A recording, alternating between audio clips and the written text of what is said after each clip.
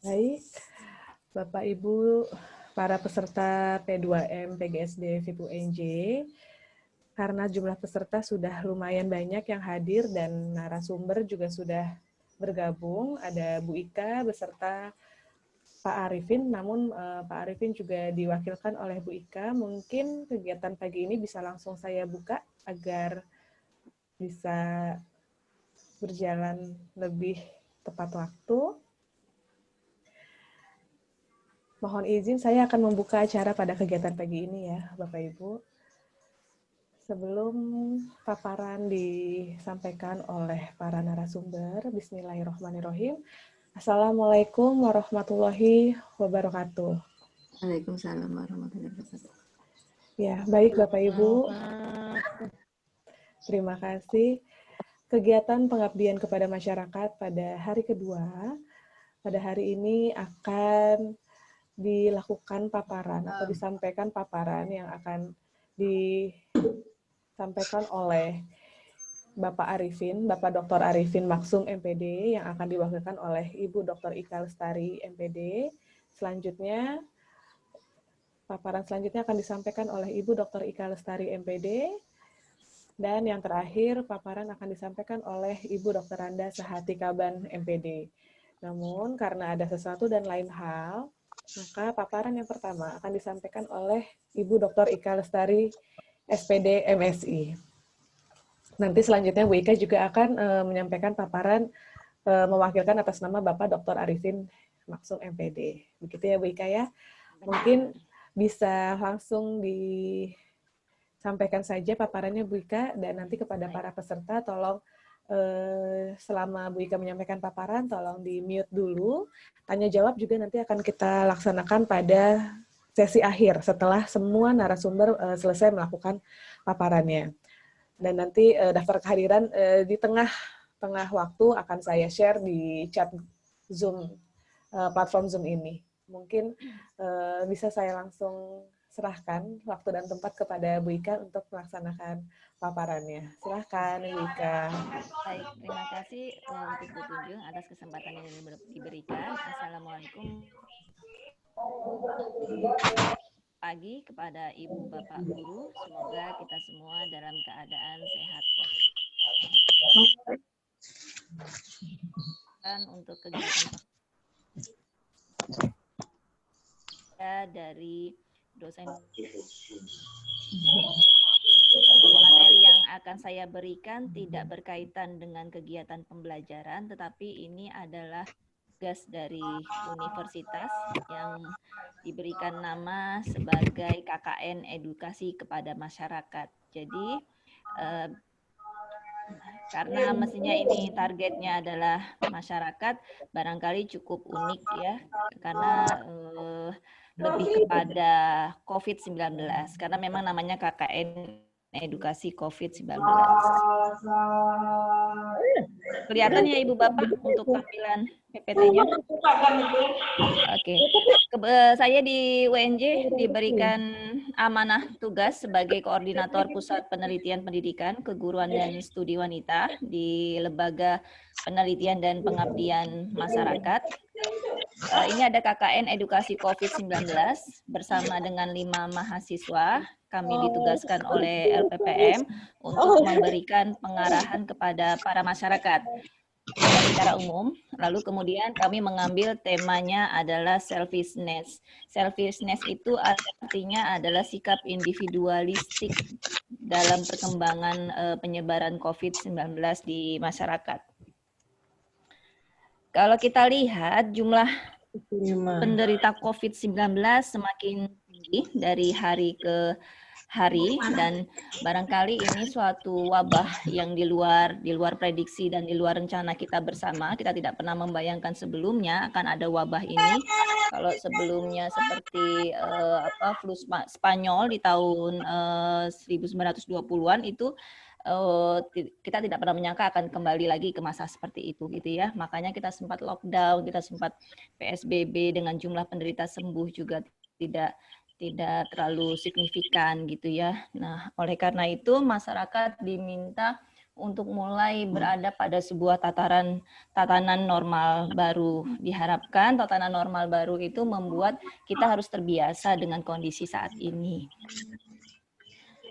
Hasil survei yang ada di dalam jurnal Psikologi Sosial itu melaporkan bahwa ada sekitar 215 negara yang terpapar COVID-19, lalu kemudian beberapa negara kemudian melaporkan terjadinya fenomena panic buying. Panic buying itu adalah ada fenomena pembelian masyarakat yang dilakukan terutama untuk kebutuhan bahan pokok atau barang-barang yang tadinya kita tidak pernah bayangkan barang itu menjadi kebutuhan, sekarang menjadi sebuah kebutuhan. Contohnya seperti apa? Contohnya seperti masker. Ibu Bapak dulu pasti merasakan bagaimana masker tidak ada di apotik, tidak ada di mana-mana. Sampai saya mencari 5 apotik pun tidak ada yang namanya masker pada saat awal-awal terjadinya pandemi COVID-19. Ya. Lalu kemudian banyak sekali bahan makanan pokok yang tidak ada, hand sanitizer menjadi mahal ataupun jarang sekali ada, masker habis gitu ya, sampai harga satu box masker itu bisa 500.000 pada saat itu, yang sebetulnya dulu ketika tidak menjadi sebuah barang kebutuhan pokok ya, masker itu murah ya, 2.000 kalau enggak, tapi sekarang menjadi 500.000. Lalu kemudian panic buying itu biasanya adalah sebuah kegiatan atau perilaku konsumen yang membeli produk dalam jumlah besar agar dia tidak mengalami kekurangan di masa depan. Jadi ada beberapa orang yang memiliki dana cukup gitu ya, memiliki uang yang banyak, dia bisa membeli beras, bisa membeli sembako, bisa membeli masker dalam jumlah besar gitu. Sampai-sampai saya pernah lihat di supermarket itu ada orang membeli sampai berdus-dus Indomie, benar-benar luar biasa untuk pembelian dalam jumlah besar, yang saya kira apakah pembelian jumlah besar itu akan habis gitu kan, khawatirnya mubazir dan sayang sekali gitu bagi warga lain yang akhirnya tidak kebagian. Peristiwa-peristiwa yang memunculkan panic buying itu terjadi ketika wabah flu Spanyol, lalu kemudian ketika SARS itu juga terjadi juga panic buying, atau ketika kira-kira kita muncul bencana alam itu biasanya juga panic buying mulai terjadi. Panic buying itu akan memunculkan sikap selfishness atau egois, mementingkan diri sendiri, merasa berjuang untuk keselamatan diri sendiri dan keluarga tanpa mempedulikan kepentingan orang lain ya. Lalu di sini kita lihat secara definisi selfishness atau egois itu merupakan tingkah laku yang didasarkan atau dorongan untuk keuntungan diri sendiri daripada untuk kesejahteraan orang lain. Nah, kalau anak kecil egois itu wajar, tapi kalau orang dewasa itu adalah suatu hal yang perlu dipersoalkan ya. Sampai sekarang juga kita bisa lihat barangkali sudah tidak ada panic buying pada saat ini, tetapi bisa kita lihat di jalanan bagaimana orang-orang tidak mau menggunakan masker gitu ya. Di kantor pun, di kampus kalau saya ke ruangan itu banyak sekali cleaning service atau OB yang tidak menggunakan masker gitu ya, padahal sebetulnya penggunaan masker untuk diri sendiri juga supaya untuk menghindari terjadinya sikap mementingkan diri sendiri, kita menghargai orang bersama. Nah, orang-orang yang egois ini biasanya tidak mau dia menjadi bagian dari sekitarnya gitu. Dia merasa bahwa, atau misalkan ada pihak yang menganggap bahwa emang COVID-19 ada gitu ya. Saya kan naik taksi ya Ibu Bapak kalau ke kampus. Nah, sampai supir taksi itu bilang, Bu, saya ini wirawiri setiap hari di jalanan Jakarta kemana-mana nggak pernah ketemu melihat orang meninggal di pinggir jalan karena COVID-19. Memang ada COVID-19 itu. Nah itulah, jadi persepsi masyarakat terhadap suatu wabah itu sangat berkaitan dengan latar belakang pendidikan atau tingkat pendidikan yang dimiliki oleh seseorang. Asumsi teoritisnya, ketika semakin baik tingkat pendidikan seseorang, biasanya teposelironya atau kebersamaannya terhadap orang lain akan jauh lebih baik apabila masyarakat itu berada di level kelas bawah, gitu ya. Lalu kemudian ciri-ciri egois, yaitu dia sulit menerima saran ya, sepanjang dia tidak melihat bahwa itu ada gitu, pasti dia tidak akan percaya. Makanya sampai ada beberapa orang saking kesalnya nanti dia bilang, oh dia belum pernah kena sih, nanti kalau kena gitu rasain sendiri. Nah sampai ada orang-orang seperti itu yang yang cukup kesal dengan kenapa orang itu tidak mau menggunakan protokol kesehatan. Saya membuat buku saku normal baru di UNJ, itu sampai sekarang UNJ kalau Ibu Bapak main ke kampus, di lift sudah ada peraturan mengenai berapa jumlah orang yang diperbolehkan masuk ke dalam lift kampus dengan posisinya masing-masing juga, dan berapa jumlah yang diperkenankan boleh antri gitu ya. UNJ memiliki checkpoint di kampus Setiabudi, kampus UNJ Rawamangun, lalu kemudian kampus Pemuda, semuanya ada protokol kesehatan yang cukup ketat, dan sampai semester depan UNJ tidak akan melakukan pembelajaran secara tatap muka karena kita tidak tahu mahasiswa itu berasal dari kondisi yang bagaimana gitu, apakah keluarganya memiliki riwayat COVID atau tidak gitu, yang justru bisa membahayakan diri dosen juga serta teman-teman yang lainnya, sehingga kebijakan kampus meniadakan pembelajaran secara tatap muka, semuanya dilakukan secara online, terkecuali kalau pembelajarannya itu harus praktikum karena ada program studi misalkan seperti pendidikan kimia itu pasti dia membutuhkan praktek. Nah itu harus ke kampus tetapi dengan protokol kesehatan, misalkan jumlah orang yang masuk ke lab itu berapa gitu ya. Lalu ketika kemarin kami menyelenggarakan Penmaba pun begitu ujian mandiri berakhir, kampus langsung disemprot disinfektan untuk menghindari hal-hal yang tidak diinginkan ya. Di dalam selain tidak mau menerima saran, orang-orang egois itu biasanya senangnya mau menang sendiri, rasa toleransi kecil, dia kurang memiliki empati, perhitungan, kurang pengertian gitu ya, keras kepala gitu. Kalau kita jalan-jalan di pinggir jalan itu banyak sekali para pedagang-pedagang yang tidak mau menggunakan masker. Makanya saya sering kali kalau nunggu angkot itu tidak mau dengan jarak terlalu dekat dengan orang lain karena biasanya kalau batuk atau bersin juga jarang ditutup, itu yang cukup mengkhawatirkan ya. Nah lalu kemudian kalau kata Sigmund Freud, manusia itu memiliki 3 struktur kepribadian. Kalau kita kenal ID atau id dibacanya id, ego dan superego, ini ada di dalam teori psikoanalisis ya, bahwa manusia itu menurut Sigmund Freud bagaikan gunung es yang ada di lautan. Jadi pucuk gunung itu adalah gambaran terluar dari sisi manusia yang tidak pernah kita ketahui secara mendalam. Artinya begini, kalau kita lihat berita-berita di televisi mengenai korban kejahatan ya, lalu kemudian ketika ditanyakan oleh para wartawan, terhadap tetangganya, sekitarnya, misalkan korban pembunuhan, terhadap pelaku pembunuhan gitu.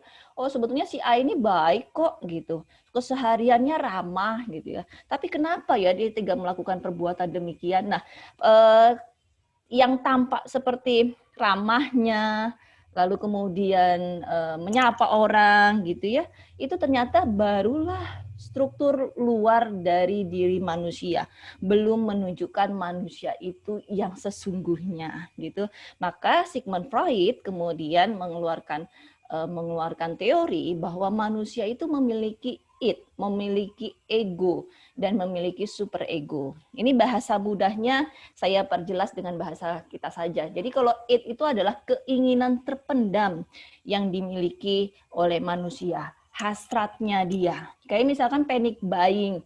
Panic buying itu menginginkan bahwa yang penting saya dulu, masa bodoh, saya punya uang, saya mau beli banyak dalam jumlah besar juga nggak masalah, yang penting saya aman. Itu adalah id, keinginan yang didasari oleh dorongan yang harus terpenuhi, nggak mau tahu caranya, bagaimana caranya, saya harus terpenuhi. Itu adalah id.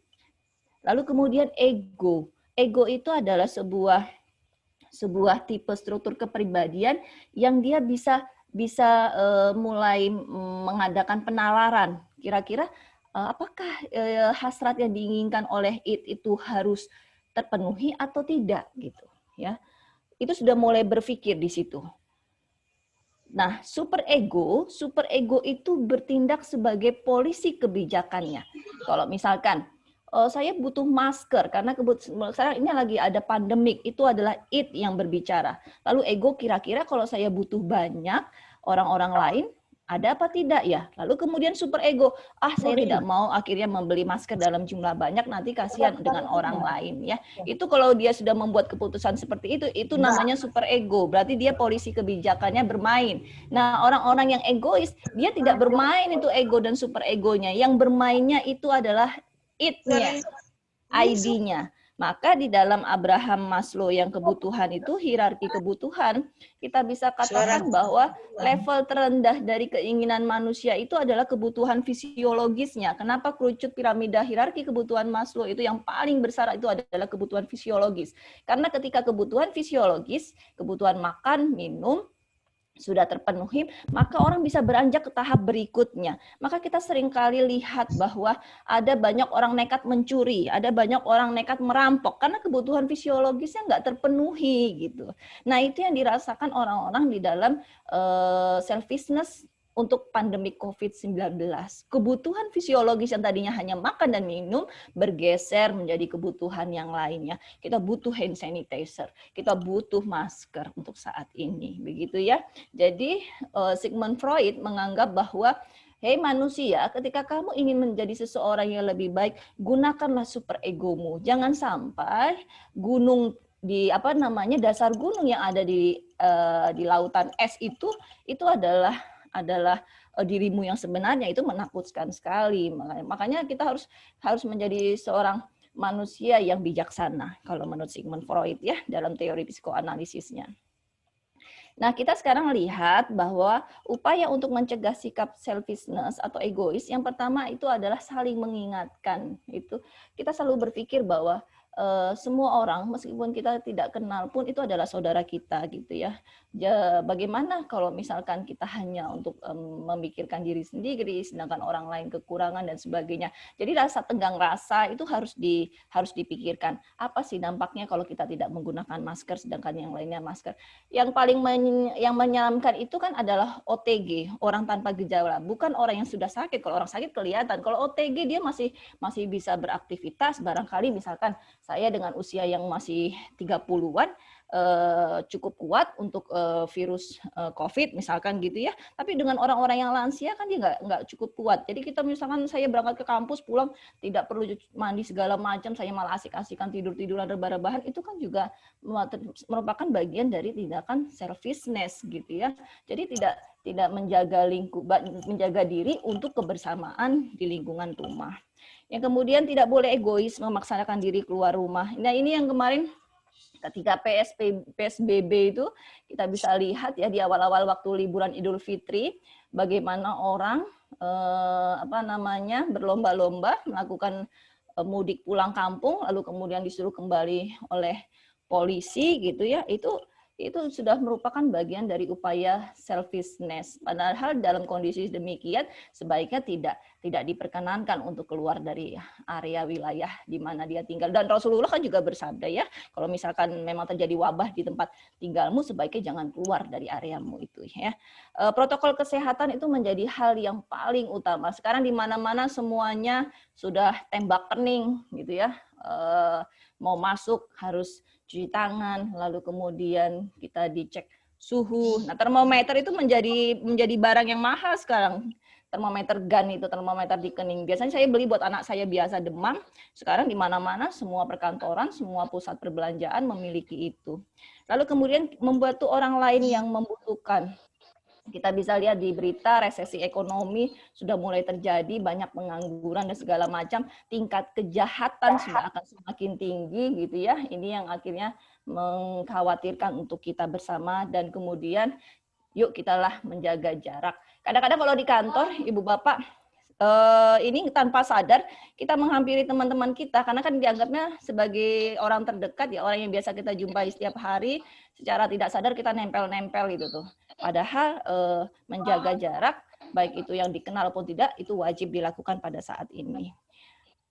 Ini ada protokol kesehatan kalau di area pasar. Mohon maaf karena ini memang untuk masyarakat, jadi saya carinya untuk yang memang area-area yang paling banyak dikunjungi oleh masyarakat, misalkan seperti ini ya. Pasar juga banyak, di Pasar Klender di Jakarta Timur itu banyak para pedagang yang terkena COVID-19 karena kan dia sering menggunakan uang ya, uang sebagai alat tukar pembayaran. Uang itu sudah menjadi sumber yang sumber kuman di dalamnya, sumber virus. Jadi saya juga biasanya kalau belanja sekarang menghindari namanya memegang uang tunai. Nah ini para pedagang banyak yang belum menggunakan protokol kesehatan, malah waktu itu ada banyak ibu-ibu berbelanja ke Tanah Abang yang kemudian digerebek polisi itu. Nah itu yang harus diwaspadai. Terus jangan lupa kita gunakan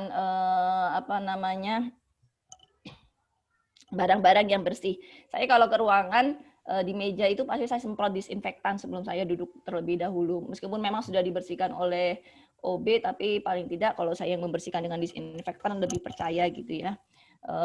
Tidak menyentuh apapun, misalkan mata, mulut. Saya membawa sendok perlengkapan sendiri gitu ya. Jadi kalau makan dari kampus itu cuma piringnya aja yang punyanya kantor, tapi sendok dan garpu saya bawa sendiri. Ketika kemarin saya kegiatan di hotel juga protokol kesehatan di hotel sudah cukup bagus. Sekarang kita tidak boleh prasmanan. Hotel sudah menyediakan porsi makan kita sendiri-sendiri gitu ya. Kita cuma tinggal enak, tinggal diambilkan. Berbeda dengan ketika belum COVID-19. Demikian paparan saya mengenai upaya pencegahan selfishness di lingkungan masyarakat. Semoga pandemi COVID-19 ini segera berlalu ya. Berikutnya, Bu Tunjung boleh saya lanjut lagi? Iya, Bu Ika, silahkan langsung ke paparan Pak Arifin saja ya. Oke, paparan berikutnya ini ada tentang Google Classroom, tim antara saya dengan Pak Arifin. Mendingan benernya aku. Moga-moga terdengar.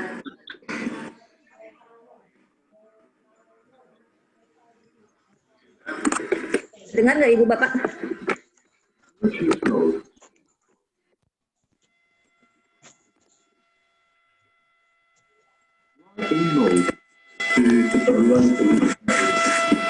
Bapak Ibu yang saya hormati, acara ini berada pelaksanaan terbit Dharma perguruan tinggi bagi dosen Universitas Negeri Jakarta, yakni pengabdian kepada masyarakat. Adapun temanya adalah pendampingan media Google Classroom untuk mendukung pembelajaran lain bagi guru SD kelas 7. Bapak Ibu yang saya hormati, bahwa perasaan pembelajaran lain bagi guru adalah sebuah keharusan karena dituntut dalam era globalisasi ini. Lebih-lebih dalam COVID dan suasana COVID 19 Ibu Bapak Ibu ya. Tentunya saya hormati, selanjutnya akan menyampaikan materi ini adalah Dr. Ika Lestari dan kepada beliau. Pakai video enggak? Terima kasih banyak atas kesempatan yang diberikan oleh Pak Arifin. Kami dari tim pengabdian masyarakat, memang yang dianggotkan ketuanya adalah Bapak Dr. Arifin dan saya sebagai anggota.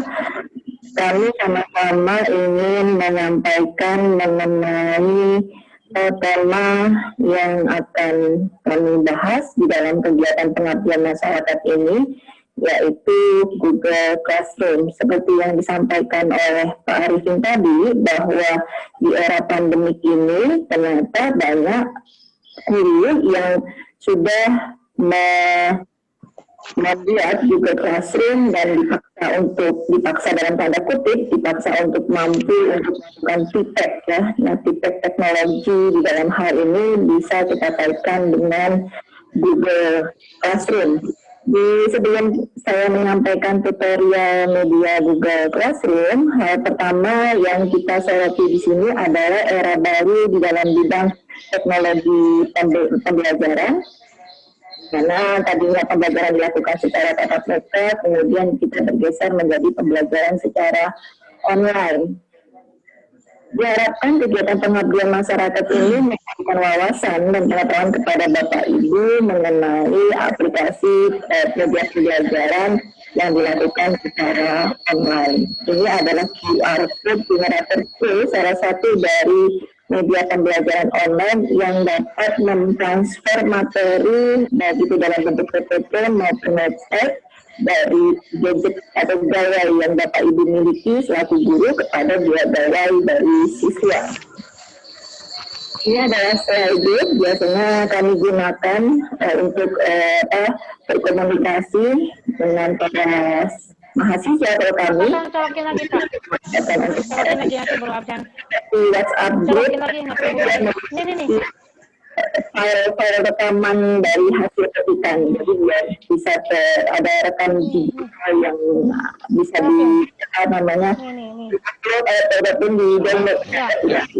Lalu kemudian mengapa akhirnya secara ini pembelajaran online karena kita yang pertama adanya data pengguna internet dari 268 juta penduduk Indonesia yang menggunakan smartphone itu 355 juta yang menandakan satu orang bisa mengisi 2-3 gawai.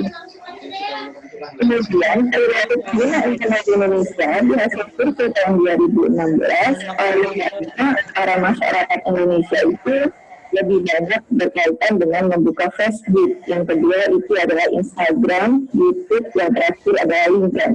Nah, kami juga pernah melakukan kuesioner kepada para mahasiswa PGSD dan memang kecenderungannya biasanya gawai yang mereka miliki lebih digunakan untuk keperluan hiburan dibandingkan untuk keperluan pembelajaran, dan ini cukup bagus juga untuk secara dasar mengenalkan bahwa teknologi itu tidak hanya untuk kepentingan hiburan, tetapi kita bisa belajar di dalamnya. Apa saja sih faktor-faktor pendukung? Yang pertama sekarang adalah era IoT atau Internet of Things, di mana 5.0, di mana revolusi Internet 5.0 seluruh bidang kehidupan kita sudah tidak bisa lepas dari internet ya. Aplikasi atau misalnya kita memesan makanan saja sudah melalui GoFood ataupun kita juga tidak di Indomaret menekan kita ke kantor, lalu kemudian kita bisa melakukan pembelajaran juga secara daring. Nah, sebenarnya itu didukung oleh internet. Itu memang ada beberapa hal yang tidak akan bisa dilakukan internet karena dari interaksi sosial ya. Lalu kita bisa Kan enak ide. oleh ini yang sekarang sedang dijalankan, ada 5 belajar dari Mendikbud, ada 7 dari gunakan untuk evaluasi.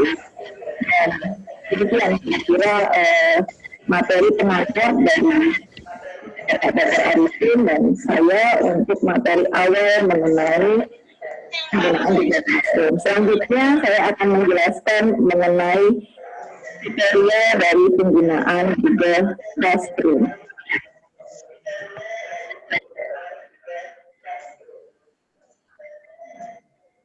Saat ini tengah-tengah pandemi COVID-19, terjadi perubahan pembelajaran, pola pembelajaran yang biasanya dilakukan secara tatap muka, kemudian menjadi berganti secara online, dan Google Classroom sangat digunakan oleh para guru, baik itu di tingkat dasar maupun sampai pada perguruan tinggi, menggunakan Classroom dalam mencapai efektivitas pembelajaran. Kita langsung saja mulai tutorialnya.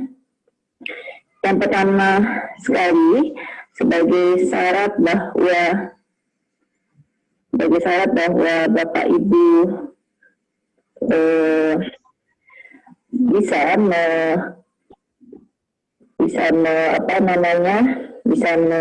mengoperasikan Google Classroom. Persyaratan utamanya adalah Bapak Ibu memiliki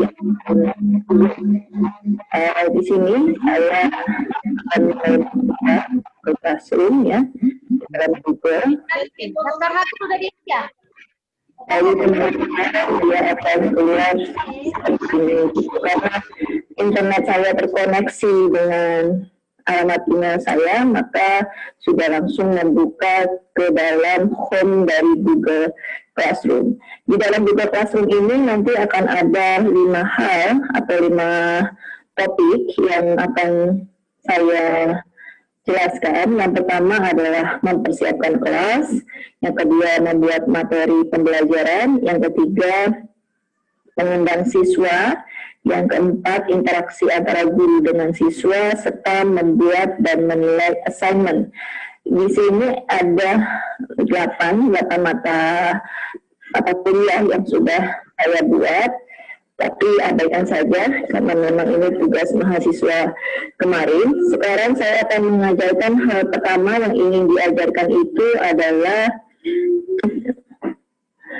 pertamanya adalah cara untuk mempersiapkan kelas. Hal yang pertama perlu dilakukan, di sini ada tanda plus, Ibu Bapak bisa klik ini, lalu kemudian kita ada join, ada create.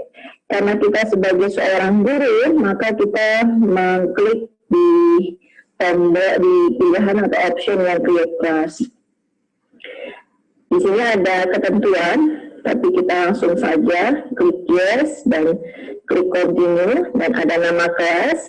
Misalkan kita berikan nama kelasnya apa, taruhlah misalkan teknologi informasi dan komunikasi untuk mata pelajarannya. Lalu kemudian Ibu Bapak juga bisa mengisikan untuk seksinya. Seksinya ini biasanya misalkan mengajarkannya di hari apa, atau misalkan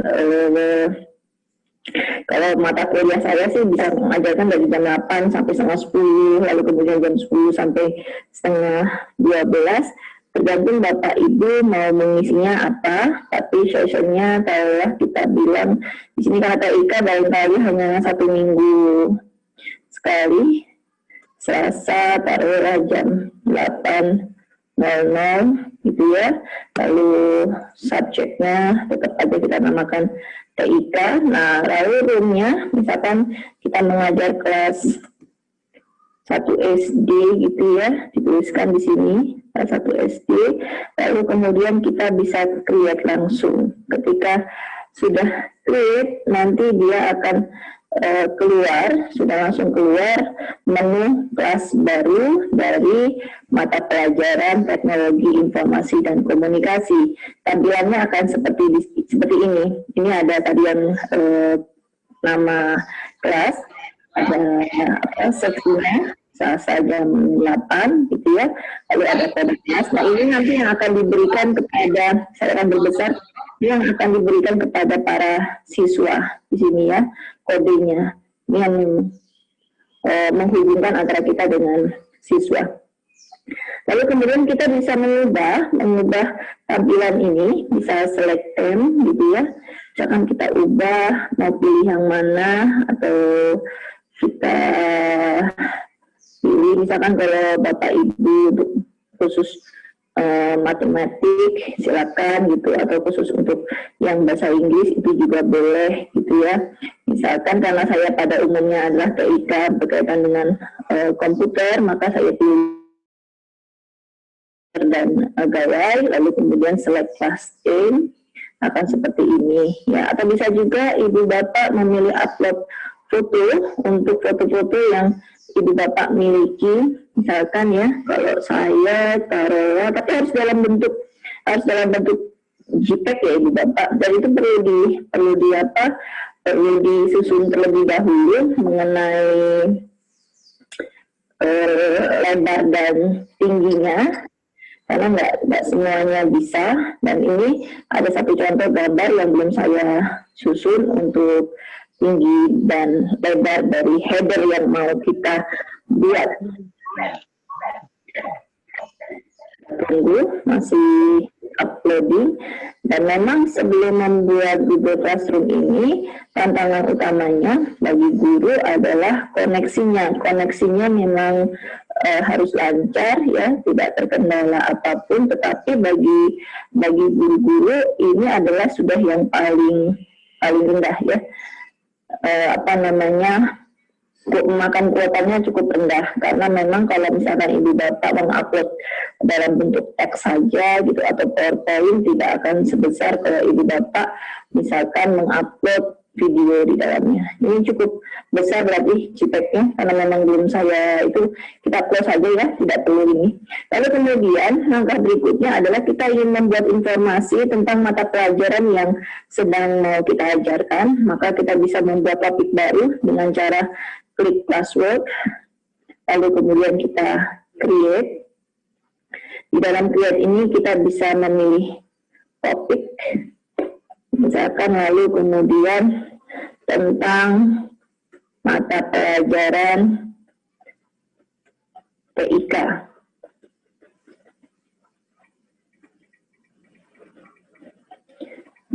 Ini keluar, lalu kemudian bisa kita tambahkan lagi ya.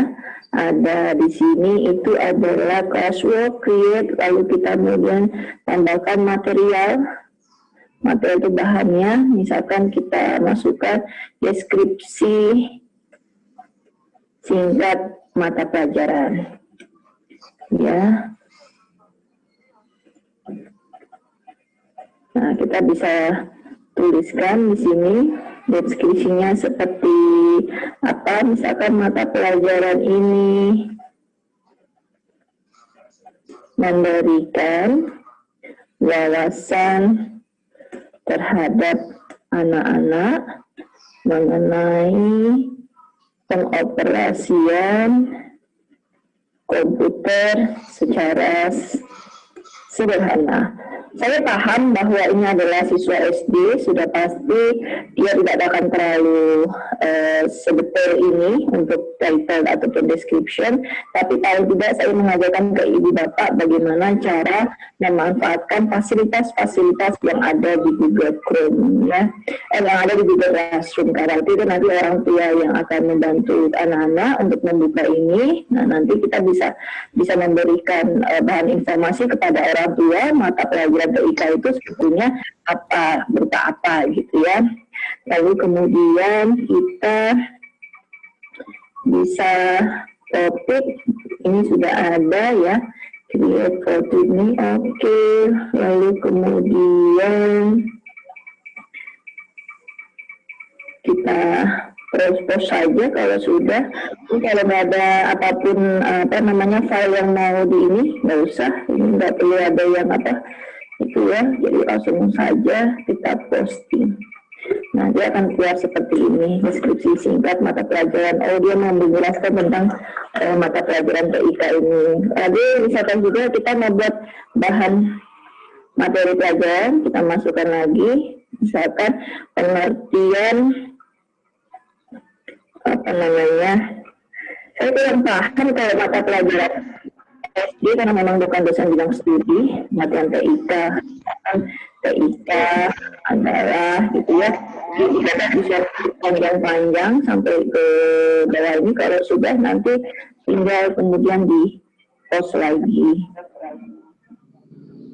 Atau misalkan kalau Bapak Ibu mau membuat capaian pelajaran itu juga bisa ya. Jadi akan ada banyak post. Kalau sudah, lalu kemudian kita bisa berlanjut ke tahap berikutnya.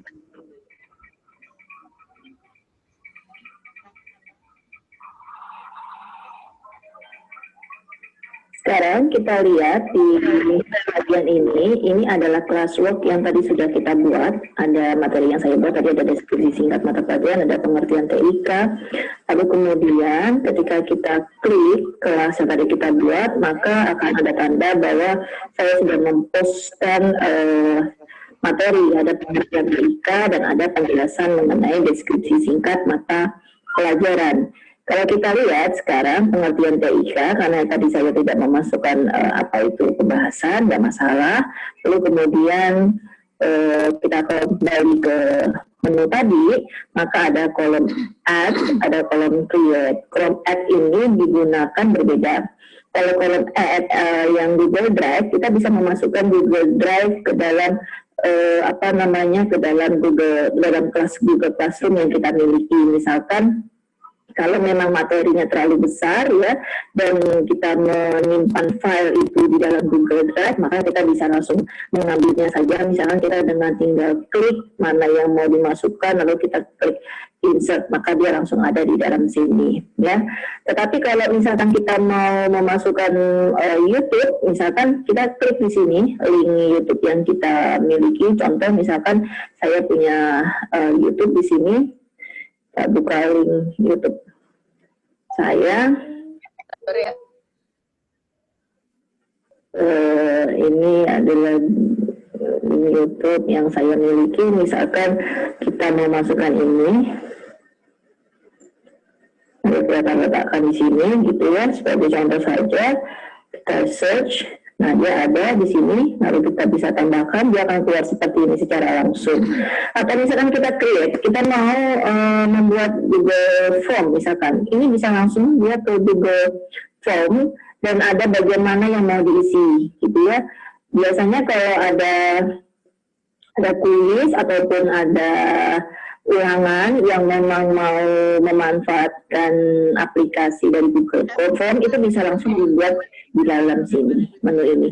Mohon maaf, saya tidak akan menjelaskan mengenai cara pembuatan Google Form. Bapak Ibu bisa pelajari di luar daripada materi yang saat ini saya sampaikan ya. Kalau sudah, nanti kita akan klik save, lalu menandakan bahwa materi siap untuk dipublish kepada siswa. Nah, ini akan ada seperti ini, jadi akan ada 3 hal yang bisa dilihat oleh anak-anak. Lalu langkah berikutnya setelah kita membuat materi kuliah dan bagaimana cara menambahkan materi video juga di dalam link gitu ya. Atau misalkan kita bisa cek dulu, misalkan ini seperti YouTube video, apakah dia sudah ada atau belum ya. Nah, ini dia bisa langsung ke sini, Bapak dan Ibu. Dia langsung ada di sini, ya. Jadi memang link dengan YouTube kita. Jadi saya rasa berguna sekali bagi Bapak Ibu, tidak hanya melampirkan slide, tapi juga bisa melampirkan video dan lain-lainnya. Lalu kemudian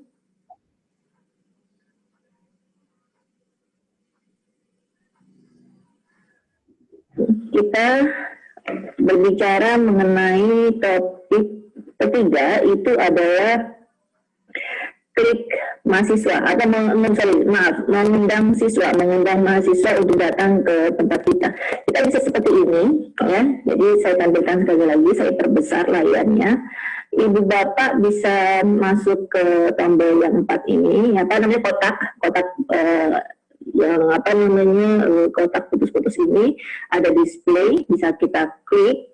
Lalu kemudian ini ada copy invite link di sini ya, bisa ibu bapak link copy, lalu bisa ibu bapak kirimkan melalui WhatsApp group di kelas, atau kalau ibu bapak penasaran dengan model tampilannya bisa di Word terlebih dahulu. Nah, ini modelnya seperti ini. Jadi nanti anak-anak bisa langsung hanya tinggal klik link ini saja, gitu ya. Lalu kemudian akan dia membuka di HP ataupun di komputernya secara langsung. Tetapi syaratnya memang harus memiliki akun Gmail terlebih dahulu. Tapi kalau misalkan tidak ingin ada linknya begini juga nggak masalah, hanya tinggal cukup kita kopikan saja ini ke siswa, lalu ini yang akan diberikan kepada siswa. Jadi hanya tinggal ibu bapak bilang bahwa kode kelas untuk ini, kode kelas untuk mata pelajaran TIK misalkan adalah ini, dan perhatikan besar dan kecilnya huruf ya, dan angka yang ada. Lalu kemudian setelah kita belajar untuk mengundang siswa dengan kode kelas yang kita miliki, angka selanjutnya adalah kita mempelajari berinteraksi, bagaimana caranya berinteraksi dengan siswa.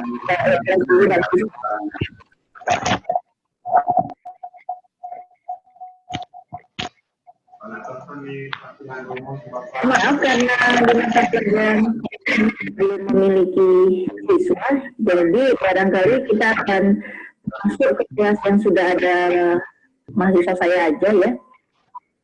Ini adalah tutorial berikutnya mengenai cara kita mengirim email kepada, misalkan kepada salah satu mahasiswa atau kepada semua mahasiswa ya, secara japil ataupun ini kita bisa, misalkan gini, kalau kita mau mengemailkan semua siswa, maka kita hanya tinggal klik ini saja atas, lalu kemudian kita kirimkan email ke seluruh siswa. Nanti dia akan ada langsung ke link ke akun Gmail kita. Sorry, ini bukan ini, ada salah.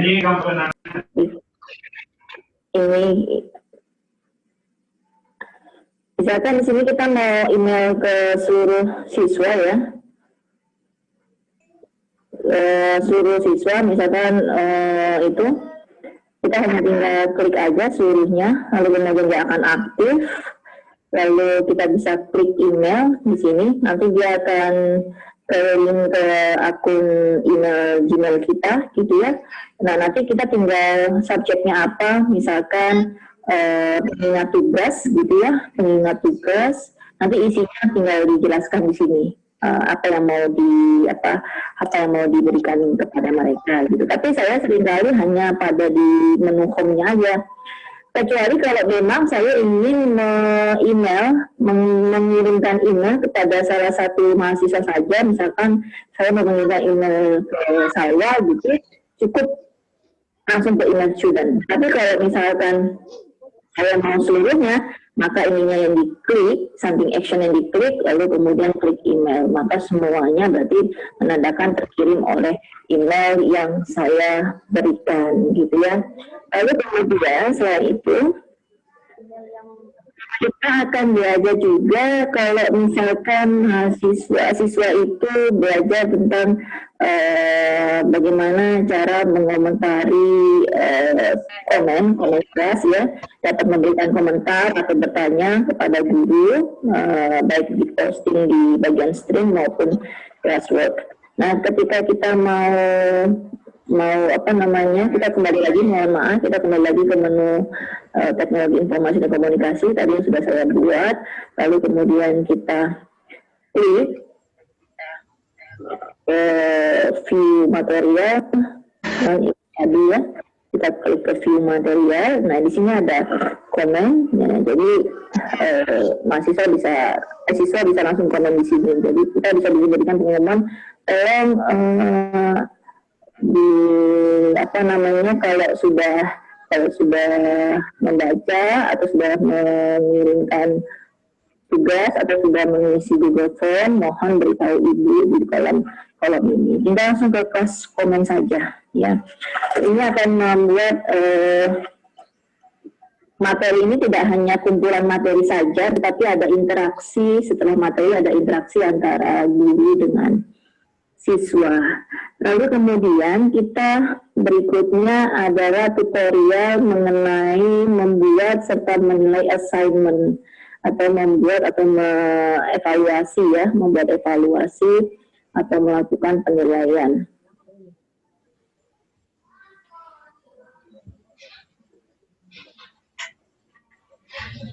Tutorial berikutnya adalah mengenai cara pembuatan evaluasi atau tugas latihan di dalam menu Google Classroom.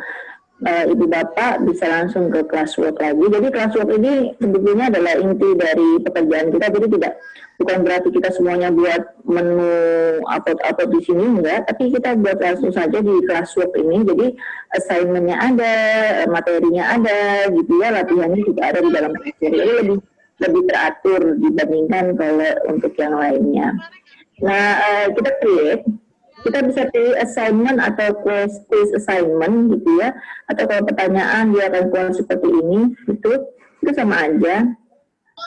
Tapi kalau saya lebih senang yang assignment saja, misalkan ini, ya, kita pilih, lalu misalkan kita kasih nama evaluasinya, tugas TIK 1, instruksi, misalkan. Buatlah dengan PIN, gitu. Contoh, buatlah dengan PIN untuk gambar, misalkan gambar apa? Gambar bola, gitu ya. Nah, cukup segini aja, lalu kemudian poinnya Bapak, atau bisa kita tambahkan lagi, videokan hasil karya kamu ketika membuat bola dengan PIN. Nah, ini sudah. Lalu kemudian ini untuk mata kuliah, karena ini banyak sudah mata kuliah lainnya. Misalkan ini Bapak pastikan mau mata pelajaran yang mana, ini diklik, ini langsung otomatis. Poinnya mau poin berapa, 100 atau berapa, lalu judul ini mau digunakan tanggal deadline-nya tanggal berapa, misalkan kita deadline-kan seminggu saja. Lainnya kalau nggak mau diisi nggak apa-apa, kalau mau diisi silakan, misalkan 59 gitu ya. Kalau saya dengan mahasiswa, saya disiplinkan mereka harus ada ini, jadi biar mereka belajar disiplin. Tapi kalau untuk siswa sekolah dasar, bergantung pada kebijakan ibu bapak masing-masing, ya. Lalu kemudian kita assign, lalu kemudian, nah, kita bisa lihat di sini ada, nah, ini ada pas ketika kita ke string, di sini ada assignment. Ini menandakan bahwa ada tugas yang harus dikerjakan oleh siswa, begitu. Kalau di dalam sininya nggak ada, ini nggak tertera di sini. Jadi terteranya hanya di dalam desktop ini saja. Kita bisa klik, lalu kemudian siswa bisa turn in, ya. Turn in artinya sudah mulai mengerjakan, gitu. Nah, mohon maaf karena ini bukan di beranda siswa, jadi tidak bisa ditampilkan seperti beranda siswa. Jadi yang ada hanyalah beranda guru. Tapi di sini ada open folder. Jadi kalau misalkan ada siswa yang mengirimkan tugas, akan terlihat di sini di folder assignment ini, ya. Lalu ini biasanya dia akan ini menandakan bahwa sudah berapa orang yang terpilih di sini sudah mulai dikerjakan, ya. Ada yang belum atau yang belum dikerjakan bukan menjadi slide. Demikian kira-kira hasil tutorial dari saya. Mudah-mudahan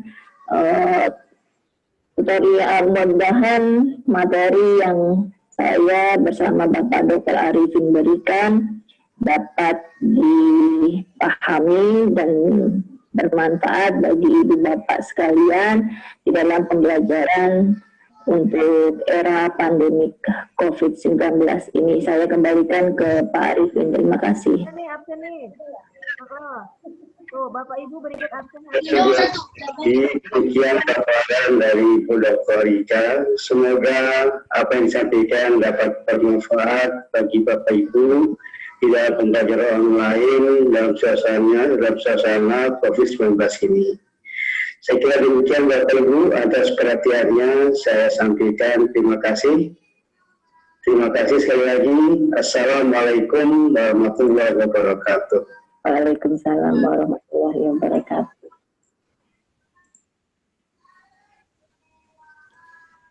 Waalaikumsalam warahmatullahi wabarakatuh. Alhamdulillah, terima kasih kepada Ibu Dr. Ika Lestari, SPD MSI, dan Bapak Dr. Arifin Maksum paparannya hari ini.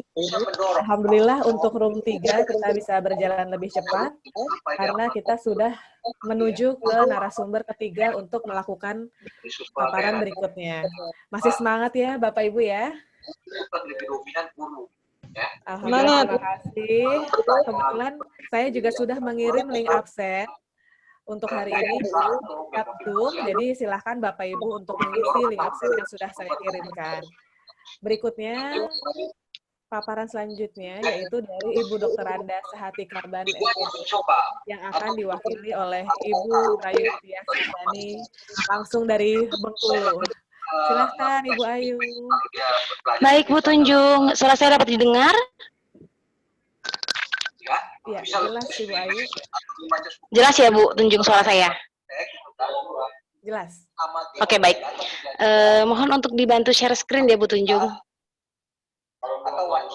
Baik Bu Ayu, tapi saya ingin mengontrol kepada para peserta sebelumnya, mohon di mute terlebih dahulu karena ada beberapa suara yang bocor agar nanti paparan yang disampaikan Bu Ayu dapat terdengar dengan jelas oleh kita semua. Terima kasih ya para peserta. Saya akan mencoba share screen paparan dari Ibu Ayu atau Ibu Sehati.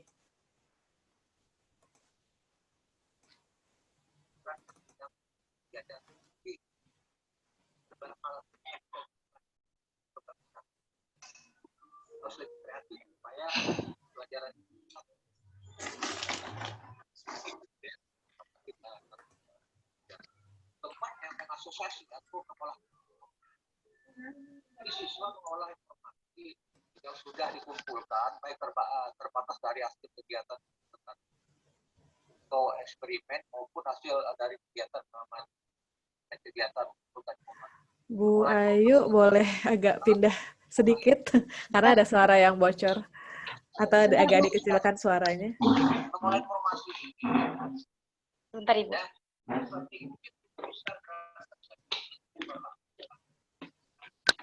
Sebentar Ibu, sebentar ya.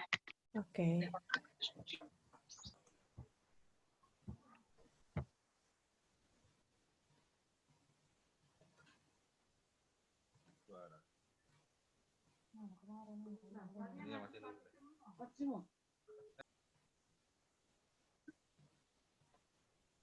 Baik Bu Tunjung, suaranya masih ada yang bocor tidak ya dari record? Saya Baik. persiapkan PowerPoint-nya dulu nih, agak lama dibuka, mohon maaf. Lagi persiapan share screen, sudah mulai terlihat mungkin ya Bu Ayu? Sudah Ibu, sudah mulai terlihat. Ya, tolong ditunggu sebentar.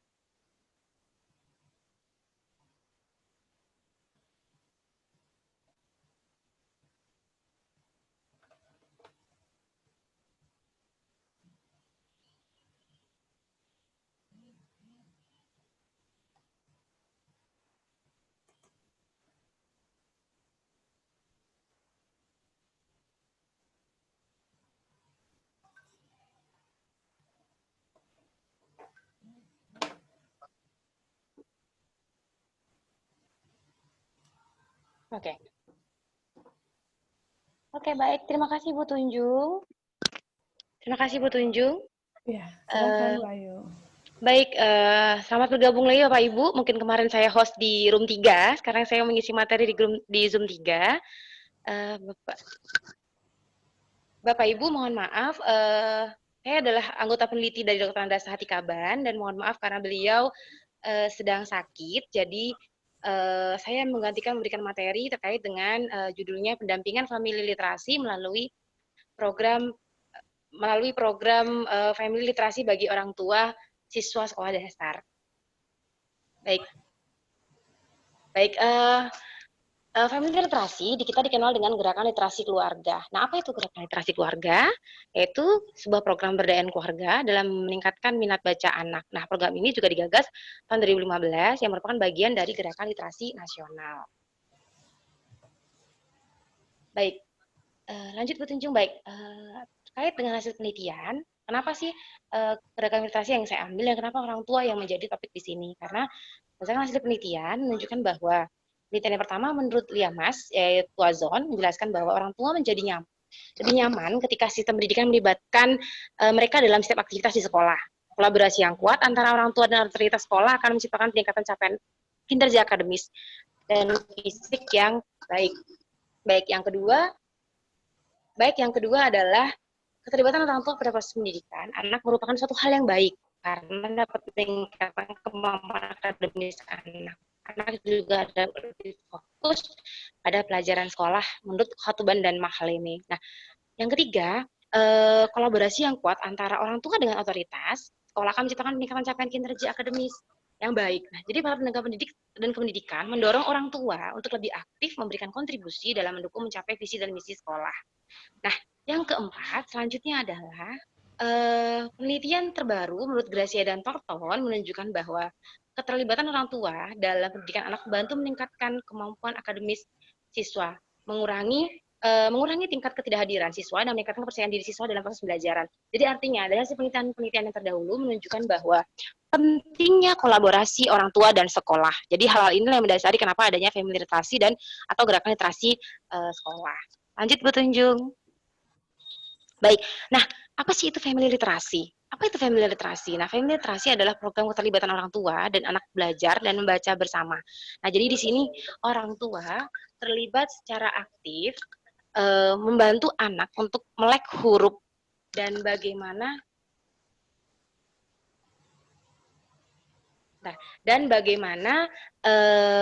anak tuh melek dan berkembang dari pengaruh keluarga. Jadi artinya penting sekali peran keluarga di dalam mendampingi anak. Nah, family literasi juga melibatkan faktor-faktor yang dilakukan di rumah atau orang tua dan anak. Family literasi membantu guru mengembangkan pemahaman mereka tentang berbagai dimensi literasi keluarga. Nah, pilar untuk literasi keluarga itu ada literasi keterlibatan orang tua, akses buku, pelajaran yang diperluas, dan kemitraan pendampingan. Kemudian, hasil penelitian juga menjelaskan bahwa ada 100 penelitian yang menyatakan keterlibatan keluarga itu penting terhadap kemampuan literasi anak, matematika, social culture, dan kontribusi keluarga. Apalagi untuk usia anak-anak sekolah kelas awal, kelas 3 sampai dengan umur 3 tahun sampai dengan 8 tahun. Itu sangat penting sekali untuk adanya pendampingan dari orang tua atau keterlibatan orang tua di dalam mendampingi anak melek huruf. Baik, silakan lanjut Bu Tunjung. Baik, Permendikbud nomor 30 tahun 2017 tentang pelibatan keluarga pada penyelenggaraan pendidikan. Sebentar Bu Tunjung.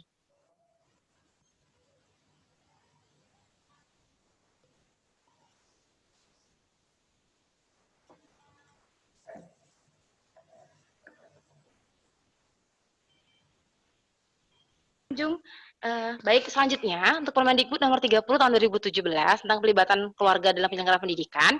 Nah, di sini dijelaskan bahwa Permendikbud menjelaskan bahwa ada pelibatan keluarga, kolaborasi. Nah, jadi dari pelibatan itu adanya kolaborasi atau kebersamaan antara orang tua dalam meningkatkan kepedulian, tanggung jawab di satuan pendidikan.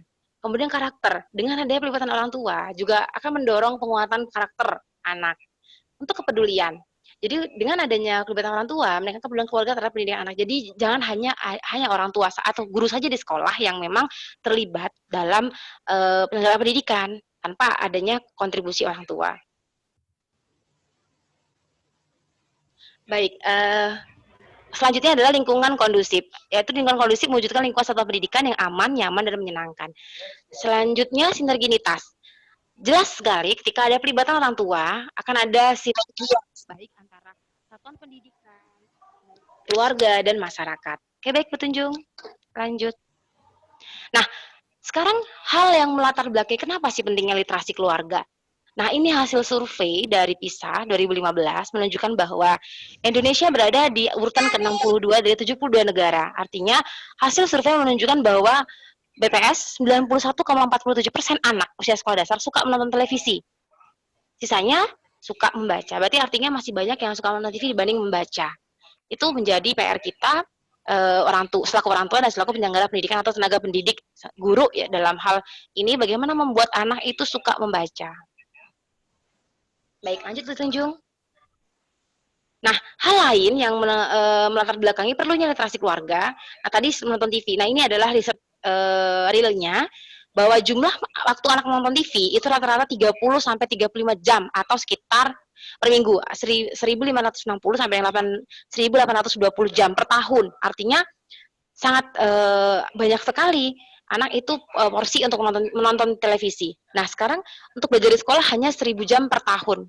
Jadi perbandingannya adalah lamalah dia menonton televisi dibanding belajar di sekolah. Nah, selanjutnya ada riset lagi yang menyatakan bahwa anak menghabiskan waktu rata-rata 6,5 jam per hari dengan gadget. 6,5 jam, padahal maksimal penggunaan gadget dalam sehari itu 2 jam per hari. Jadi sudah sangat overload, artinya sudah terlalu banyak anak-anak itu menggunakan gadget dibandingkan membaca tanam. Dengan demikian, alasan-alasan inilah jadi pentingnya kita sebagai orang tua, sebagai guru untuk mampu mengontrol anak-anak ketika di rumah. Lanjut Bu Tunjung. Baik, nah ini untuk pengguna internet, ini termasuk kita ya. Saya mungkin Bapak Ibu yang suka main handphone, mengakses internet. Jadi dari 171 juta orang Indonesia mengakses internet. Nah, 19,6%-nya itu 65% yang mengakses internet dan diakses selama 8 jam per hari. Wah, ini sebenarnya PR juga buat kita karena kadang-kadang fenomena yang di lapangan menjelaskan bahwa sering terjadi bahwa orang tua membiarkan anaknya aja tapi mereka malah bermain gadget. Nah, ini yang sebenarnya memberi contoh. Nah, lanjut Bu Tunjung.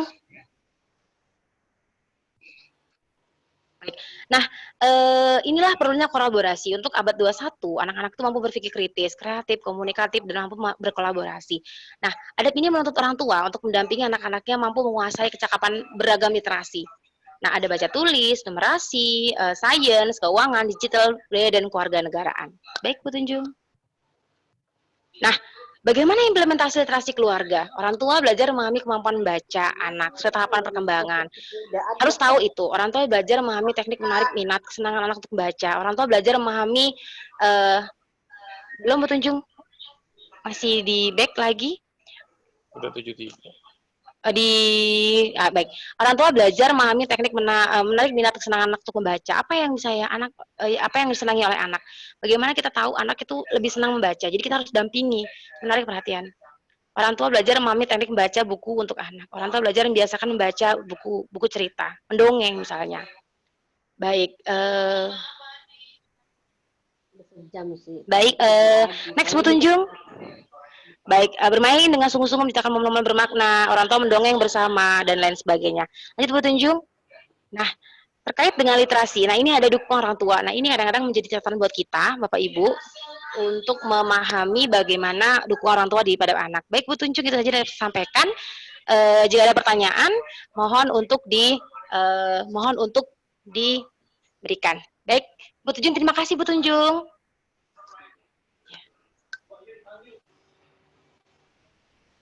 Oke, Bu Ayu sudah selesai melakukan paparan.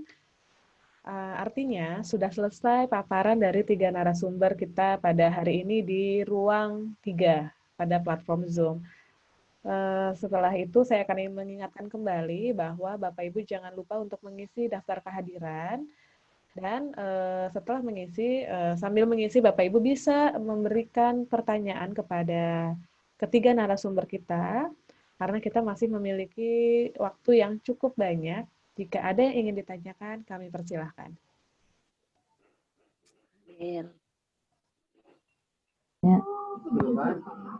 Ya, kepada Ibu Ani Mulyani, silahkan. Asal dari mana Ibu dan ditujukan ke narasumber atas nama siapa?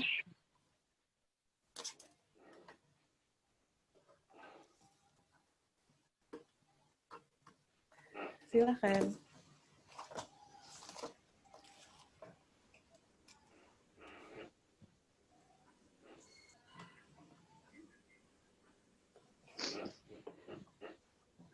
Apakah ada yang ditanyakan?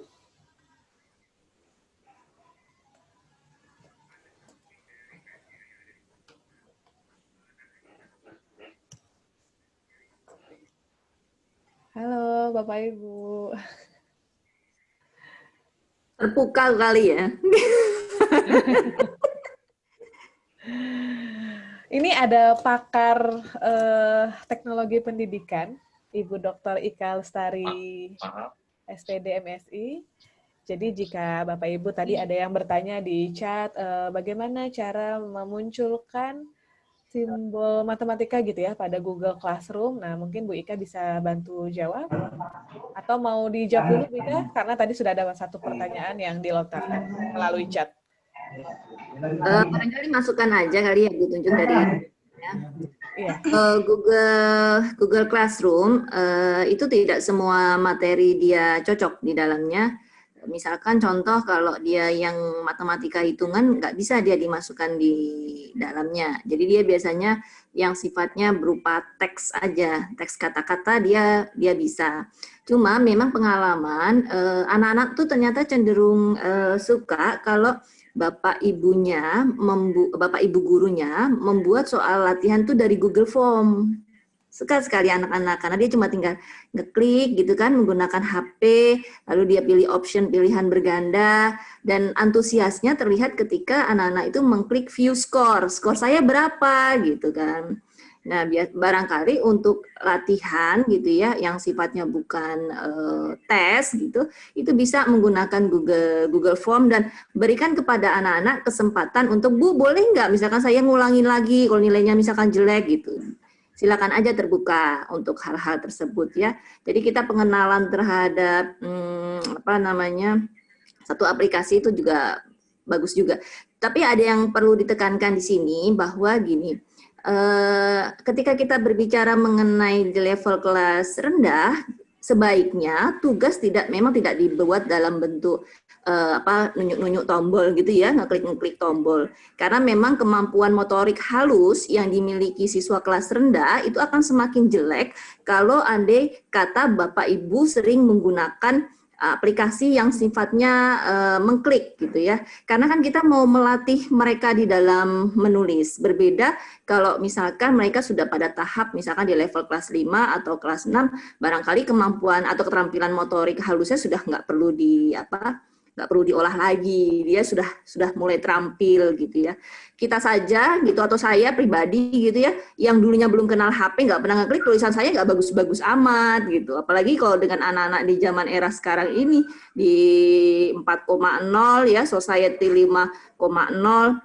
Di Jepang itu kenapa dia dibilang negara yang sudah menganut Society 5,0, untuk periksa dokter pun sekarang mereka sudah menggunakan internet, dan barangkali di beberapa rumah sakit sudah mulai kita rasakan ya, tapi kan Indonesia karena COVID gitu ya, bukan karena budaya teknologinya, tapi kalau mereka memang karena budaya teknologinya, di Jepang memang seperti itu gitu ya, konsultasi hanya melalui internet. Kalau kita kan sekarang barangkali kalau ibu bapak ke rumah sakit ada yang dokternya nggak ada, kita cuma berhadapan dengan video call melalui WA gitu ya. Sakitnya apa? Oh, sakit saya, kepala saya pusing gitu. Atau misalkan, oh saya ke belakang terus diare atau segala macam, dikasih obat. Nah, nanti kita bisa bilang, loh, kalau begitu saya juga bisa jadi dokter gitu. obat kepala pusing kasih aja ini, karena nggak ada sekarang kan karena COVID, orang semakin menghindari bersentuhan secara langsung ya, apalagi dokter gigi. Barangkali di pandemik ini susah itu kali dokter gigi ya, karena kan dia harus berhubungan dengan droplet kita kan. Nah itu yang ini. Jadi makanya kemarin saya tekankan keadaan pandemik ini sisi positifnya memang membuat kita menjadi maju dalam teknologi dan semakin sadar atau melek teknologi gitu Bu Tunjung. Baik Bu Ika, terima kasih sekali atas penjelasannya. Lalu di chat tadi ada pertanyaan dari Ibu Siti Julaiha dari SD Pulau Pari. Nah, bagaimana menyikapi orang tua yang egois dalam daring? Bila ada anak lain diberi pujian, dia maunya anaknya yang terbaik. Nah, ini baru gitu ya dalam pembelajaran saat ini. Ya. Ternyata macam-macam ya kendalanya. Apa ada banyak opini dan fenomena baru. Jadi iya betul. Anaknya terkadang santai ya, anaknya biasa-biasa aja, tapi mamanya bilang, atau kadang begini Ibu Bapak, saya sering temuin ya kalau di dalam misalkan Zoom meeting gitu ya, anak-anak SD kan pakai Zoom meeting. Nanti kan ada anak yang jawab gitu, misalkan jawab dia, ini Bu, nanti pasti mama-mama muda itu bilang, kok nggak jawab? Jawab gitu kan, disuruh langsung jawab supaya terlihat bahwa anaknya itu aktif gitu. Nah padahal kan keterbatasan media, ya namanya kita memandang anak itu kan sekotak layar laptop ya. Sedangkan anak kelas rendah kan semuanya ngomong tuh. Nah, kita yang tatap muka manual aja pusing, apalagi yang ini mana yang ngomong, siapa yang ngomong, aduh itu udah keterbatasannya udah mulai ini ya ada ininya lah, ada perbedaannya ya, dan itu memang harus dipahami orang tua gitu. Ya, memang sulit guru. Betul, ibu bapak gurunya sulit. Pemahaman ke orang tua ya. Iya. Dengan keterbatasan dan kendala gitu ya, kadang materi yang kita sampaikan saja belum semuanya, tapi sudah kena limit gitu. Jadi iya betul. Mungkin kita pandai-pandai mengatur waktu dan memberikan perhatian yang tertuju untuk semua, mungkin gitu ya, Bu Ika. Dan memang salut deh sama ibu bapak guru SD ini ya. Kalau kita kan Bu Tunjung, kalau mahasiswa kita kasih nilai C, nggak ada yang protes ya, mahasiswa itu nggak mungkin bawa bapak ibunya ke kampus gitu. Bu Ika ngasih kami nilai C, Bu Tunjung ngasih nilai C gitu kan, nggak ada yang protes. Tapi kalau anak-anak itu ya ampun, itu sampai saya kok mau lupa ya, kami kan ada, kita bisa kalau guru-guru buat WA grup orang tua tuh ya. Jadi ada info apa gitu. Nah, kebetulan mungkin gurunya di luar prediksinya, tiba-tiba link Zoom yang digunakan nggak bisa di pagi hari itu digunakan. Lalu kemudian link Zoom-nya berganti kan, berarti kan, nah itu orang tua nyerang, terutama yang ibu-ibunya bekerja. Bu guru, lain kali kalau ngasih link Zoom jangan pagi-pagi, karena di rumah cuma ada mbaknya, di rumah cuma ada nenek kakeknya gitu. Nah itu yang di luar prediksi seperti itulah yang terkadang menjadi kendala dalam bidang teknologi gitu. Dulu waktu awal-awal saya mengajar, ibu bapak sering mati kutu tuh dalam benak saya, udah ada macam-macam, saya mau menggunakan ini medianya ini, kemudian mati lampu gitu. Wah, berarti kan medianya nggak bisa digunakan. Nah itu persis seperti itu, ketika kita sudah men-setting bahwa hari ini saya menggunakan ini, tapi kenyataannya nggak bisa seperti itu gitu. Kadang-kadang teknologi bisa juga tidak memudahkan, tapi bisa juga mempersulit ya. Jadi tergantung dari kondisi lingkungannya. Ada satu alternatif pengalaman saya, Bu Ika, ketika menghadapi anak PAUD, kan anak saya masih oh ya susah tuh PAUD, belum bisa menggunakan gadget sendiri dan masih ketergantungan orang tua. Biasanya diberikan tugas itu, guru-gurunya memberikan pengarahan melalui link YouTube. Jadi guru-guru ini sudah rekaman, nanti linknya dikirimkan ke orang tua, lalu tugasnya ada di link YouTube itu, gurunya memberikan penjelasan, jadi bisa disetel berulang dan kapan saja. Jadi tidak tergantung oleh Zoom. Jadi mungkin ini bisa jadi inovasi kepada teman-teman guru yang bergabung di Zoom 3 ini, mungkin nanti bisa membuat seperti tadi Bu Ika, direkam dulu, dimasukkan ke YouTube, lalu linknya di-share ke grup orang tua murid. Jadi kita membantu. Gitu ya Bu Ika. Kemudian ada pertanyaan berikutnya dari Bapak Rojali dari SD Pulau mana ini? Maaf tidak terbaca jelas oleh saya. Bapak Rojali menanyakan, bagaimana mengoptimalkan gerakan literasi sekolah di tengah masih minimnya bahan bacaan khususnya di sekolah kami. Mungkin ini ditujukan kepada Ibu Sehati atau Ibu Ayu, tetapi Ibu Ayu juga sedang bergabung di Zoom 2. Nanti mungkin pertanyaan ini bisa dijawab oleh Ibu Ayu melalui grup yang ada di WhatsApp grup, karena Bu Ayu juga sedang double job, jadi nanti saya tampung dulu ya Bapak Ibu pertanyaannya. Ada lagi yang ingin Bapak keluar enggak usah keluar. Ini bisa di WA tadi WA dari saya dan di situ. Ada lagi Bapak Ibu yang ingin ditanyakan? Lemot kan ini itu. Mumpung Bu Ika masih ada di antara kita.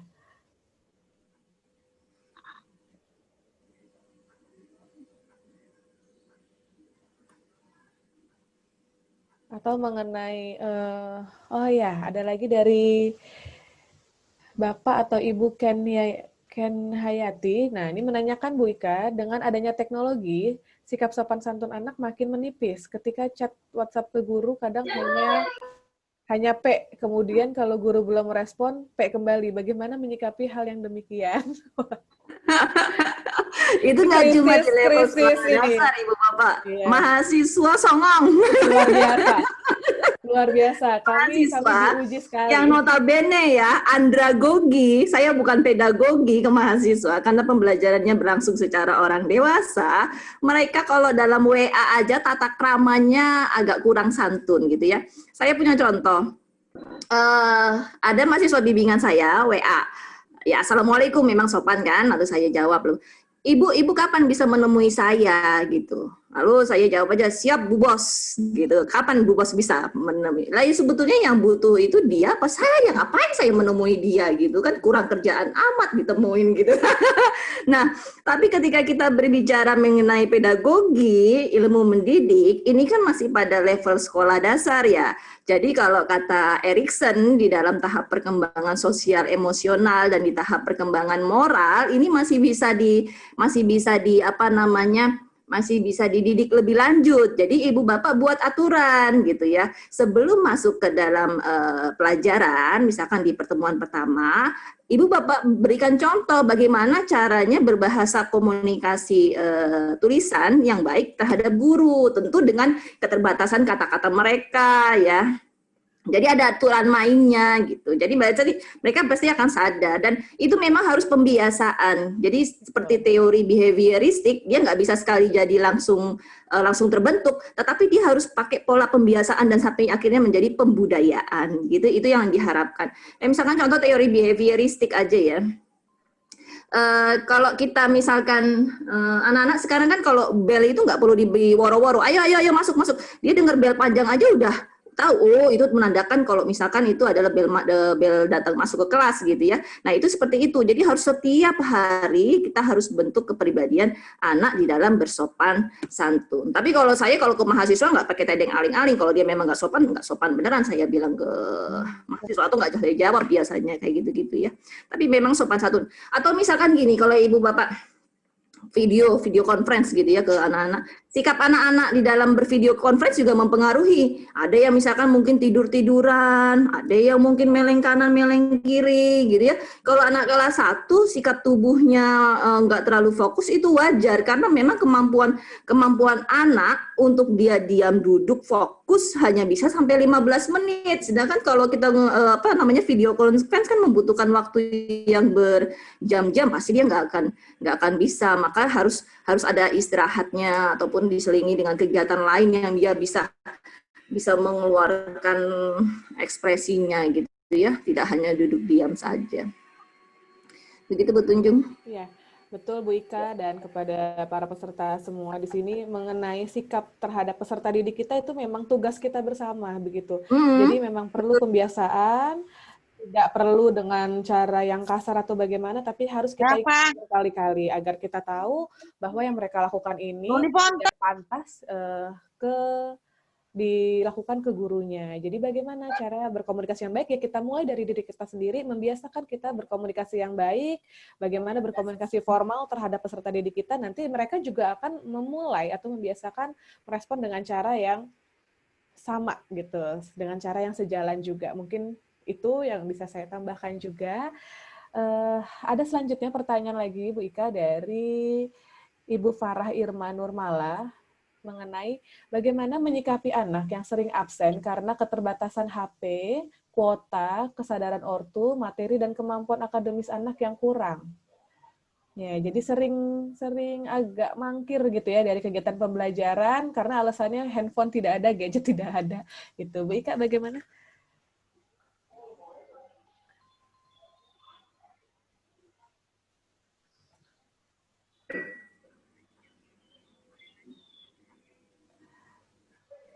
Baik, Bu Ika.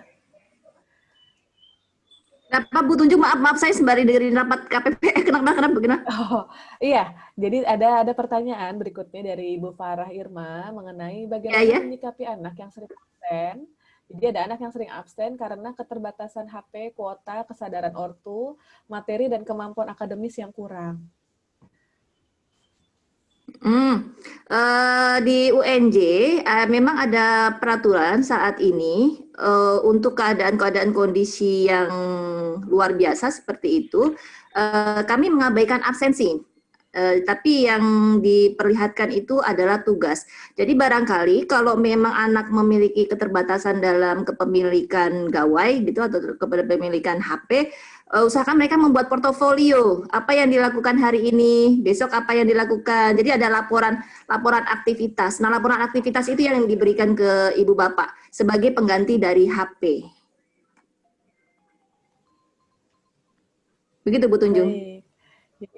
Jadi bisa tetap ada laporan kegiatannya begitu ya, dan tugas terpenuhi semua. Oh tetap. Tapi kita pakai portofolio biar kelihatan ininya, karena kan portofolio kualitatif kan dia.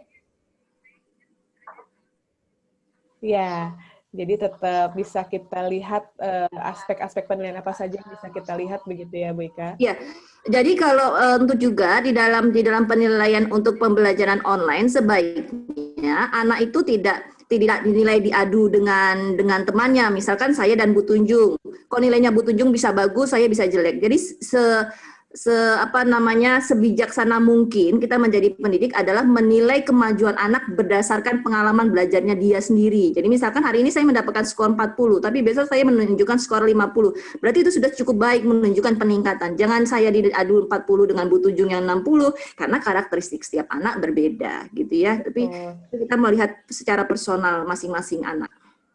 Yang penting kita memberikan respon ya, bahwa kita memperhatikan semua apa yang mereka kerjakan. Betul. Gitu ya, Bu Ika ya. Mungkin ini ada pertanyaan terakhir, Bu Ika. Satu pertanyaan terakhir yang... Oh, ada dua yang belum saya bacakan. Dari Ibu Tuti Sumarni. Nah, menanyakan, anak-anak zaman sekarang minat bacanya ada, tapi daya bacanya kurang. Terbukti anak mau baca WA atau ringkasan singkat, tapi kalau melihat bukunya tebal, maka akan mundur untuk membacanya. Bagaimana mensiasati ini pada anak sekolah dasar? Mungkin ini ke literasi ya, ke Bu Ayu tadi ya. Bu Ayu mana Bu Ayu? Mohon maaf Bapak Ibu, yang ini akan saya tampung, nanti Bu Ayu akan memberikan jawaban atau memberikan respon pada WhatsApp grup peserta. Nah, ini ada lagi yang ditujukan ke Bu Ika dari Ibu Karini. Nah, Bu Ika, bagaimana menghadapi anak yang sulit menerima saran dari orang lain? Misalkan sarannya apa tuh? Mungkin masukan ya, atau teguran juga. Macam-macam gitu ya Bu ya. Saya wakilkan loh ini Bu, langsung Bu. Nggak apa-apa Bu. Anak itu kan dia masih di tahap awal perkembangan. Kita nggak bisa nuntut mereka untuk tampil dengan sempurna ya. Kalau kita berbicara perkembangan sosial emosional, kita berbicara perkembangan moralnya gitu, itu memang masih terbatas. Itu ada di dalam perkembangan lanjutan di tingkat level menengah SMP dan SMA. Tapi paling tidak yang perlu kita tekankan di sini bahwa kita kalau ketika teman berbicara ya hendaknya mendengarkan, belajar mendengarkan dulu aja daripada belajar untuk menerima saran, karena egosentrisnya masih tinggi Bu. tahap dia individualismenya kan dia masih tinggi anak-anak itu. Oke. Mungkin begitu ya, Bapak Ibu, tanggapan dari Bu Ika, masukannya. Apakah masih ada yang ingin ditanyakan? Kalau tidak ada yang ditanyakan, mungkin saya Bu, ada yang saya ingin silakan tanyakan Ibu. Ibu. Silakan Ibu. Nama saya Ibu Nani Sumarni dari SD Negeri 08 Pagi, Makassar Bu. Ya, Ini silakan Ibu. saya pertanyaan ini saya akan mohon penjelasan dari Ibu Ayu ya, Ibu Tanjung. Iya. Ini mengenai family literasi ya, program keterlibatan orang tua dan anak di dalam belajar. Nah, kami di dalam classroom itu sering memberikan mata pelajaran ataupun tugas-tugas kepada orang tua. Namun keterbatasan orang tua di dalam pengetahuan itu kurang, Bu. Jadi kalau saya memberikan tugas terhadap terhadap anak, kan yang menerima orang tua otomatis ya. Tapi orang tuanya itu karena tidak mampu, akhirnya dia marah-marah gitu. Ini bagaimana sih ngasih pelajaran seperti ini? Saya kan tidak bisa mengikuti gitu. Nah, untuk mengatasi seperti itu bagaimana Ibu? Terima kasih. Iya. Baik. Saya tampung ya Bu Nani, mungkin rangkumannya baik adalah Ibu, ya. Bagaimana memberikan cara komunikasi yang baik ke orang tua agar mudah dipahami gitu ya, untuk dalam pemberian tugas. Jadi orang tua sebagai jembatan ke peserta didik begitu kan. Jadi saya sudah tampung, nanti akan direspon melalui grup saja ya Ibu ya. Ya, terima kasih Bu Nani dan para peserta yang lainnya yang sudah merespon, yang sudah memberikan beberapa pertanyaan dan sudah berpartisipasi untuk bergabung dari awal acara hingga menuju akhir acara. Nah, karena ini sepertinya sudah tidak ada yang ingin bertanya lagi. Ya, terima kasih Bu Ika, keren jawabannya gitu. Jawaban dari inisial Sama MS. Bu. Ya. Nanti Bapak Rojali, baik saya akan masukkan ke grup WhatsApp peserta. Saya sampaikan nanti ke beberapa panitia. Terima kasih. Mungkin bisa kita akhiri ya Bapak Ibu. Alhamdulillah paparan dari 3 narasumber kita yang luar biasa hari ini sudah berjalan dengan lancar. Semoga ilmu yang diberikan oleh para ketiga narasumber kita ini juga bermanfaat dan dapat diaplikasikan kepada peserta yang hadir hari ini. Saya juga senang sekali bahwa semangat Bapak Ibu semua masih luar biasa. Kita masih punya 1 hari lagi. Semoga besok tetap semangat dan nanti hostnya bisa saya lagi atau dengan teman rekan saya yang lain. Besok kita bergabung tetap di pukul 8 dan di link yang sama. Namun absennya berbeda ya. Nanti dikirimkan kembali link absennya. Nah, sebelum kita akhiri kegiatan hari ini, kita akan melakukan sesi foto bersama. Jadi, mungkin kita akan mengambil beberapa kali take foto karena ada slide di layar laptop saya dan nanti slide-nya akan disampaikan, akan diambil take fotonya oleh Saudari Kartika Rahayu. Mungkin Saudari Kartika Rahayu juga sudah siap. Bu Tika, bisa respon saya?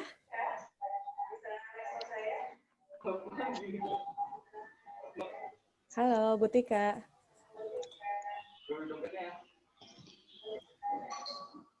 Sebentar ya, Bapak Ibu. Karena saya terkendala untuk mengambil foto, jadi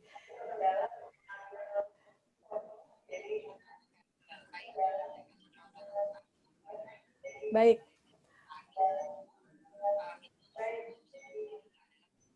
Bu Tika, kita sudah siap untuk mengambil foto bersama. Silahkan Bu Tika dibuka saja speakernya untuk memberikan kode ke kami agar kami bersiap. Oke Bu, sebentar. Buka deh maskernya. Ya.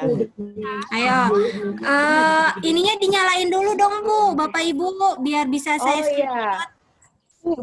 Videonya. Tolong videonya di-start, Bapak Ibu. dulu. Ya, silakan Bapak Ibu. Mungkin ada yang ditinggal ya, beberapa peserta ini. Ya, Beberapa sudah dinyalakan. Ini video udah aktif. Satu.